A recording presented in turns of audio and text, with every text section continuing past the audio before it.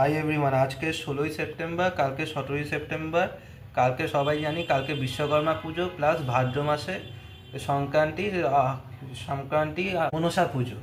সেই উপলক্ষে আজকে রাত্রিরে খাবার হয়েছে ডাল, ইলিশ মাছ ভাজা, ইলিশ মাছের তরকারি, আলু ভাজা, ঢেঁড়স ভাজা আর এটা নারকেল ভাজা। এটা আজকে রাত্রিরে গরম ভাত খাওয়া হবে। আর এত তরকারি দিয়ে ভাত এখনো হচ্ছে। আর কালকে বাসি বা পান্তা ভাত খাওয়া হবে। আর মনসা পুজো সেটা মন্দিরে গিয়ে দেওয়া হবে। দেখুন, ভাত গরম গরম হয়ে গেছে। এটা আমরা রাত্রিরে খাবো। আর সকালবেলা এই ভাতই রেখে দেবো, কালকে ভাত বসাতে নেই। এই সকালবেলায় একই তরকারি দিয়ে ভাত খাবো। এখন রাত্রিবেলা গরম গরম খাওয়া হচ্ছে ইলিশ মাছ, ডাল আর ভাজাভুজি দিয়ে।